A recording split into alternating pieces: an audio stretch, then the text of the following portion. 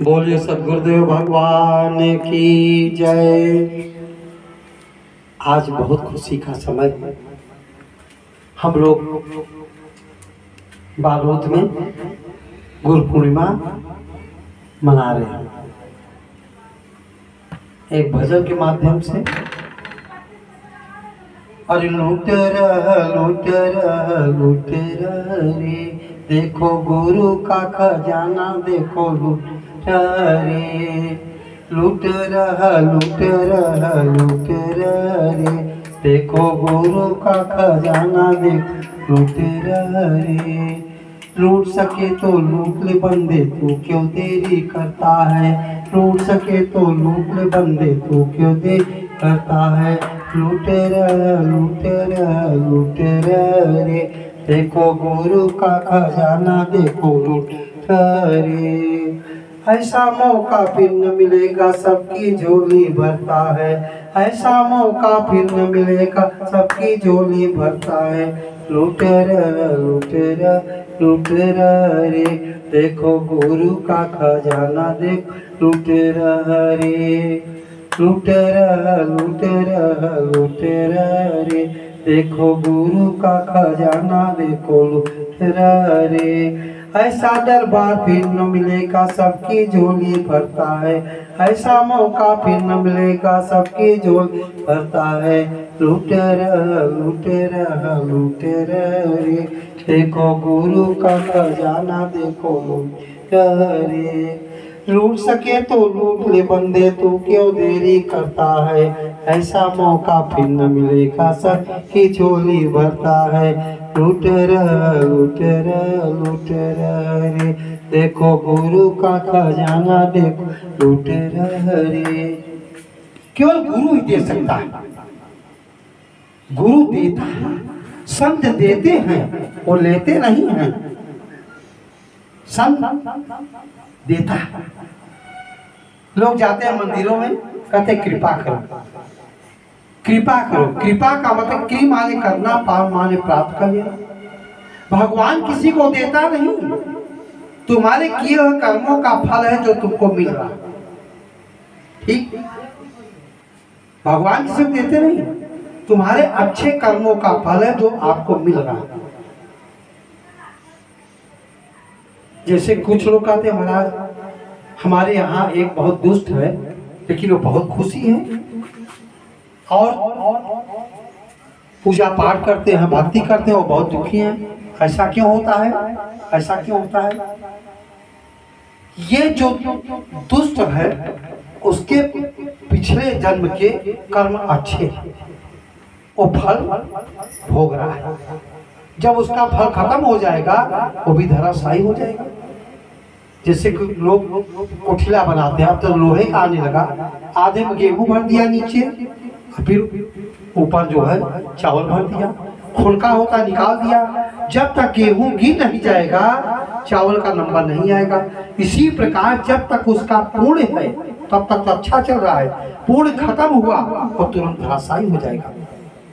भगवान किसी को देते नहीं, कभी नहीं देते। जो तुमको मिला है उसको भोगो, ये तुम्हारे किए कर्मों का फल है। जब इंसान हताश हो जाता है, कहीं का नहीं रह जाता, तब भगवान देते। तो जब बैठा रहता है, कोई काम का नहीं रह जाता, तब मानता है। क्या देते हैं? वो बैठे बैठे क्या सोचता है? कुछ सोचता नहीं, वो कुछ नहीं सोचता, विषय विकार सोचता है। वो सोचता है एक भजन के माध्यम से, अरे बाई गोविंद नाम मत बिसरे, अरे बाई गोविंद नाम मत बिसरे। अंतकाल जो लक्ष्मी सुमिरे, ऐसी चिंता में जो मरे। सर्प योनि बल बल उतरे, अरे बाई गोविंद नाम मत बिसरे। वो चारपाई बैठा होता है बुढ़ा, सारे अंग शिथिल हो जाते हैं। वो क्या सोचता है? जीवन भर कमाया, इतना बैंक बैलेंस किया, अब हमारा सब छूट जाएगा, अब हम मर जाएंगे। भगवान ने उसके ऊपर कृपा किया। क्या कृपा किया? उसको सर्प की योन दे दिया। आपने देखा होगा देहात वहात में, जिसके घर में सोना चांदी धन दौलत गड़े होते हैं, पुराना हो जाता है, उसको खोदते हैं, सांप बिच्छू निकलते हैं ना, वो कोई नहीं है, वो आपके आजा परपाजा बन गए। सांप का, सांप की उम्र बताते हैं बहुत होता है, हजारों वर्ष होता है। अब हजारों वर्ष सांप सर्प की योन में रह रहा है। जो खोदने जाएगा धन को, वो काट के खदेड़ देंगे, वो धन यूज नहीं कर सकते, वो तुम्हारे आजे परपाजा है। इसलिए कहा है, अरे बाई गोविंद नाम मत बिसरे, अंतकाल जो लक्ष्मी सुमिरे, ऐसी चिंता में जो मरे, सर्प योनि बल बल उतरे, अरे बाई गोविंद नाम मत बिसरे। इसीलिए राजा महाराजा होते थे, गृहस्थ होते थे, चौथे चरण में वो जंगल में चले जाते थे, भजन करते थे, ठीक कि सब छूट जाए, न देखेंगे न लगेगा। आज रात दिन जितने बूढ़े हो रहे हैं उतने विषय में सने जा रहे हैं, वो क्या बनेंगे? सर्प। फिर कहते हैं, अरे बाई गोविंद नाम मत बिसरे, अंतकाल जो पुत्र सुमिरे, ऐसी चिंता में जो मरे, सुअर योनि बल बल उतरे, अरे बाई गोविंद नाम मत बिसरे। देखो बुढ़ा बैठा रहता है, बुढ़ा या बुढ़ी सबका समय होगा, बूढ़े होंगे। वो क्या सोचता है? हमारे नाती पोता बच्चे छूट जाएंगे, यही सोचता है। बहू छूट जाएगी, सब छूट जाएंगे, यही सोचता है। भगवान ने कृपा किया, जब लाचार हो गया उसको क्या दे दिया? सुअर की योन। देखा है यहाँ कितनी सुअर है? सुअर एक साथ में 12 बच्चा देती है, देख रहे हो, भाग रही है, 12 बच्चे नोच रहे हैं, भाग रही है, 12 बच्चे नोच रही है। हो सकता है उस तन में मनुष्य रही हो। बच्चों का चिंतन किया, नाती पोता का चिंतन किया, भगवान ने कहा लो सुअर का योग दे देते हैं, खूब बच्चा खिलाओ। इसलिए भगवान का सुमिरन, बच्चा भी खिलाओ, साधना सुमिरन करो, ठीक। अरे बाई गोविंद नाम मत बिसरे, अरे बाई गोविंद नाम मत बिसरे, अंतकाल जो मंदिर सुमिरे, ऐसी चिंता में जो मरे, प्रेत योनि बल बल उतरे, अरे बाई गोविंद नाम मत बिसरे। मंदिर माने घर, ठीक। वो सोचता है यहाँ घर बन जाए, वहाँ घर बन जाए, इस जिला में बन जाए। उसको भगवान ने क्या किया? प्रेत की योनि। प्रेत चाहे जिस मकान में खाली हो गया, चाहे जिस कमरे में रहो, प्रेत देखा होगा, उसका पेट बहुत बड़ा होता है, मुंह छोटा होता है, वो दसों हजार हजारों साल प्रेत योनि में रहता है। प्रेत, समझ गए? प्रेत बन गया। कह रहे हैं, अरे बाई गोविंद नाम मत बिसरे, अंतकाल जो नारायण सुमिरे, ऐसी चिंता में जो मरे, विदित त्रिलोचन ते नर पीतांबर के हृदय, अरे बाई गोविंद नाम मत बिसरे। कि अंत काल में जो भगवान का सुमिरन करता है उसको मुक्ति मिलता है। ये नहीं मरते समय राम राम ओम ओम, जय भूरन देवी, जय झटपट देवी, चाहे जितना कर लो बरबस यही आएगा, जो विषय विकार। कि जन्म जन्म मुन जतन कराही, अंतराम कहीं आवत नहीं। जी भाई आप देंगे, कैसे करोगे? लेकिन श्वासों की प्रक्रिया पैखरी मध्यमा पश्चंती परा जो जानता है और सिमरन करके भाव सागर से पार हो जाएगा। जैसे कि एक बलिया था, बहुत होशियार था, कंजूस था।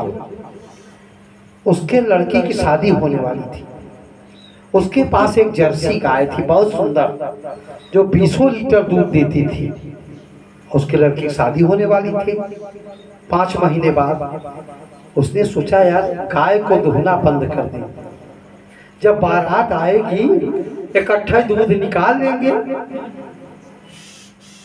होशियार था और गाय को दुहना 5 महीने पहले बंद कर दिया। और जब बारात आई बाजा गाजा से सोचा चलो इकट्ठा दूध निकाल लें, हमको मोल नहीं खरीदना पड़ेगा। जब निकालने लगा सेब न फूटा, कुछ निकला ही नहीं, उससे भी वंचित हो गया।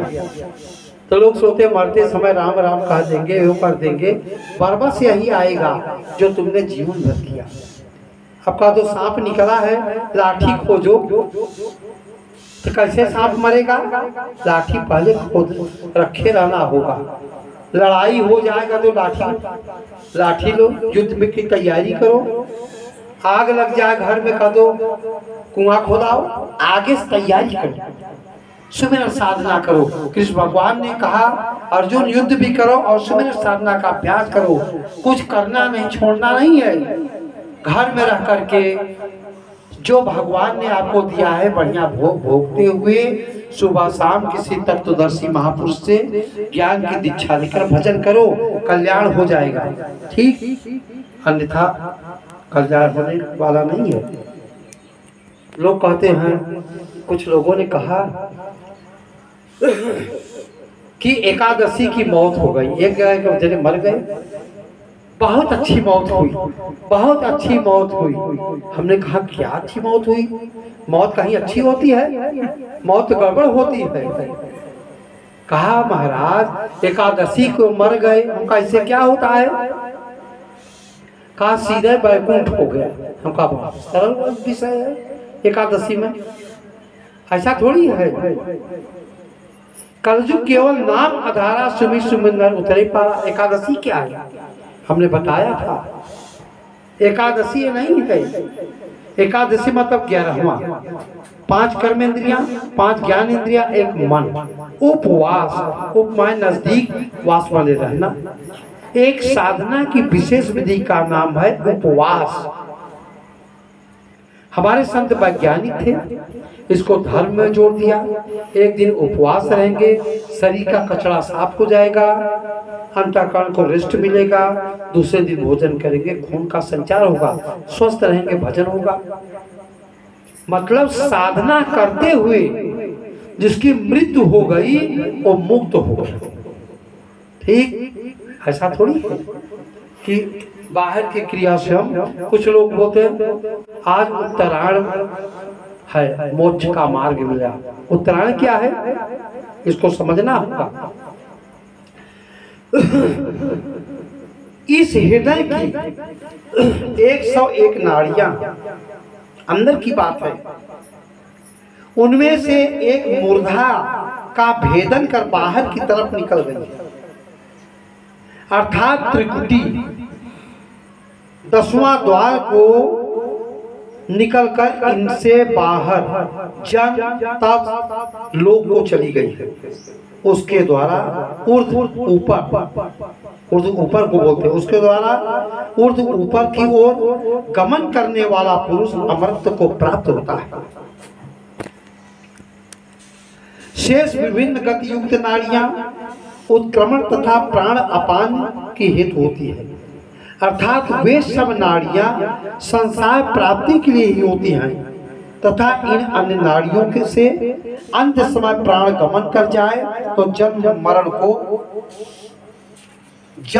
को प्राप्त होता है। केवल सुषुम्ना नाड़ी ही है जो मोक्ष की दात्री है और अग्नि स्वरूप होती है। परमेश्वर की प्राप्ति रूप परम धाम मुक्ति पाने के लिए तथा परमानंद को देने वाली परम पावनी एक सुषुम्ना ब्रह्म नाम की ही नाड़ी है, जो कि पदार्थ से उत्पन्न होकर, यहाँ से उत्पन्न होकर मूल द्वार हृदय आदि खट चक्रों को और 10वां द्वार रूपी मस्तिष्क भेदन करके बाहर सतलोक को चली गई है। इस सुषुम्ना में प्राण अपान, प्राण जो अंदर जाता, अपान जो बाहर निकलता है। प्राण अपान के द्वारा दृढ़ता से नित्य अभ्यास करने वाला राजयोगी अंत काल में भी अभ्यास के बल से आत्मा को पिंड हृदय देश से भली भांति ऊपर सुषुम्ना के मार्ग से गमन करके ब्रह्मांड देश ब्रह्मरंध्र में परमेश्वर के आनंदमय ज्योत स्वरूप में प्रवेश कर जाता है। इसी मार्ग को उत्तरायण सूर्य मार्ग कहते हैं। इस सुषुम्ना के मार्ग से गया योगी परमेश्वर में लीन हो जाता है, पुनर्जन्म में नहीं आता। इस शरीर के भीतर रोम रोम में अखंड नींद से शब्द ही गूंज रहा है। तुम्हारे अंदर सब हो रहा है, सब सारी चीज आपके अंदर गूंज रहा है। शब्द नाम ही आत्मा का आहार है। शरीर की खुराक क्या है? भोजन, दवा। ठीक, आत्मा की खुराक क्या है? भजन, साधना और सिमरन। भजन क्या है? ये जो हम गा रहे भजन नहीं है, भजन। आप न भजो भगवान, भजना शुरू करते सुनते रहो भगवान कहते क्या। अंदर आती है श्वास क्या बोलती है, बाहर आती है श्वास क्या बोलती है। आत्मा बलवती हो जाएगी। आपके अंदर बहुत बड़ा ताकत है, पावरफुल। लेकिन जब भजन करोगे तब आप डरे हुए हैं, डरे हुए हैं। थोड़ा सा हाथी आ गई यहाँ, सब डर गए। आप इतने पावरफुल हैं, कोई हिला नहीं सकता। हमें हिला सकता नहीं। आए जमाने में दम कहाँ, जमाना हमसे है, हम जमाने से नहीं। हनुमान जी के पास क्या था? भजन, सुमिरन, साधना। हिला दिए ना दुनिया को, आज पूजनीय हुए। तो आत्मा की खुराक भजन है। कोरोना आ गया, आधे डर के मारे मर गए। डरने की बात थोड़ी है। महामंत्र सोई विषय ब्याल के मेटत कठिन कुंवंक भाल के, सारी समस्या का समाधान महामंत्र कर देगा। महामंत्र बिना सदगुरु के मिल नहीं पाएगा। शब्द नाम ही आत्मा का आहार है। शब्द सुमिरन के बिना जीवात्मा एक क्षण भी नहीं रह सकता। बेहाल है, परेशान है। यहाँ शांति मिलेगी, वहाँ शांति मिलेगी। कोई अपना नाम ही शांति देवी रख लेता है, लेकिन अशांत है। जैसे कि एक बनिया था, अपने मंत्री से कहा, मंत्री देखो हमारे पास कितना धन है। उसने धन का निरीक्षण किया। सेठ जी से कहा, बनिया से कहा, सेठ जी आपके पास इतना धन है कि 4 पुश्त बैठ करके भोजन कर सकती है। इतना धन है आपके पास। सेठ सोचा, यार 5वीं पुश्त क्या करेगी, 5वीं पुश्त क्या करेगी। चिंतित हो गया, परेशान हो गया। वहीं एक संत रहते थे, झोपड़ी बना के रखते थे बेचारे। वो संत जी के पास गया, कहा, स्वामी जी हम बहुत परेशान हैं। कहा, क्यों परेशान हो? इस क्षेत्र के सबसे बड़े धनी आप सेठ हैं, आप परेशान क्यों हैं? कहा, देखो महाराज हमारे पास 4 पुश्त का धन है, लेकिन हमारी 5वीं पुश्त क्या करेगी।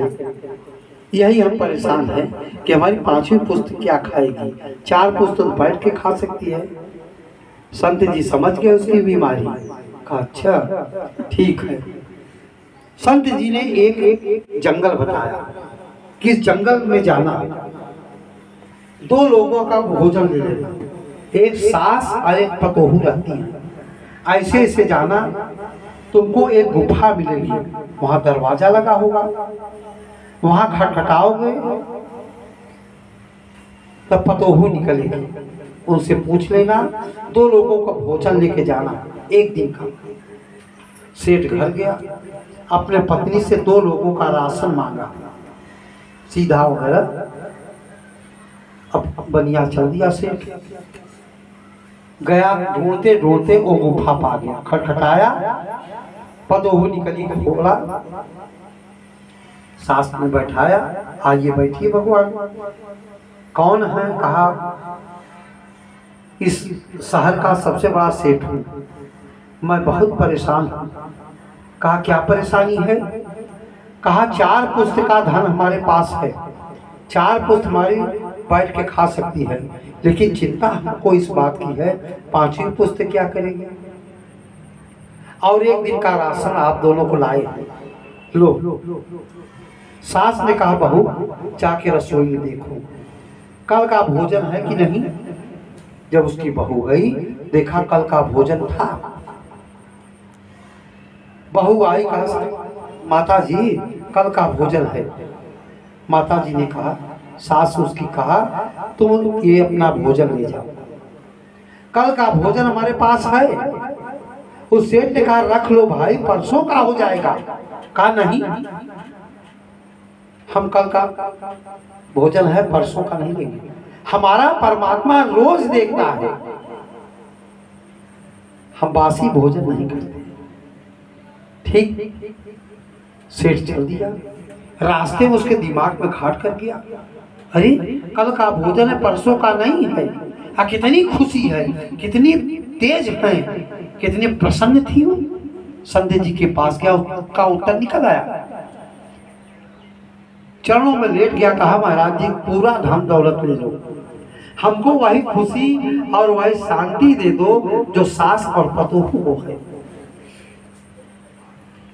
संत जी ने उसको सत्संग सुना और आत्मज्ञान प्रदान किया, उसको शांति आ गई, उसका गृहस्थ का काम तेज चलने लगा। बिना भगवान के शांति नहीं पाएगा। देखो सेठ बैठे हैं, बताते हैं बोहनी नहीं हो रहा है, कुछ नहीं मिल रहा है। ठीक कि तृष्णावंत जग में दुखी, 8 पहर कंगाल, अजिन पाया संतोष धन, तेजन माला। कौन सुखी है? संत। उनके पास नाम का धन है, ये कई जन्मों तक फल देगा। ये धन तो तुरंत विनष्ट हो जाएगा। कितने सेठ मर गए कोरोना में, देखते देखते मर गए, और धन रखा रह गया। बेटवा नालायक निकला, शराब वगैरह पी करके उसको कमा दिया। जब तक शब्द है तब तक आत्मा है। शब्द क्या है? नाम। जब तक तुम्हारे अंदर श्वास चल रहा है तब तक तुम्हारा धन है, दौलत है, शरीर है, एक मकान है। आए निकल गया कुछ भी नहीं है। लेकिन कुछ अंधे लोग परमात्मा को कहते हैं हम मानते नहीं, भगवान को नहीं मानते। अरे श्वास परमात्मा ने दिया, एक श्वास रुक जाए क्या हाल होगा? कहते हैं हार्ट अटैक हो गया। ठीक, उसकी देन है जो तुमको सब कुछ दिया है। ठीक, शब्द ईश्वरात्मा का पवित्र नाम है, सब नाम है। बिना इसके सुमिरन कलयुग केवल नाम आधारा, सुमिर सुमिर न उतरे पारा। कितने धर्मशास्त्र पढ़ते पढ़ते तुम फूट जाओगे, कितने मंदिरें हैं, कितने तीर्थाटन, कितना करोगे? हमारे महापुरुष इतना तीर्थाटन नहीं किए थे।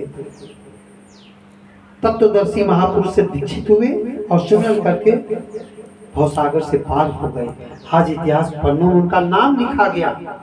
चाहे जितना तुम तैर लो, रात दिन तैर लो, पुस्तक पढ़ लो, सब कुछ कर लो, मंदिर में कुछ होने वाला नहीं है। वह ईश्वरात्मा का पवित्र नाम है और ईश्वरात्मा शब्द का स्वरूप है।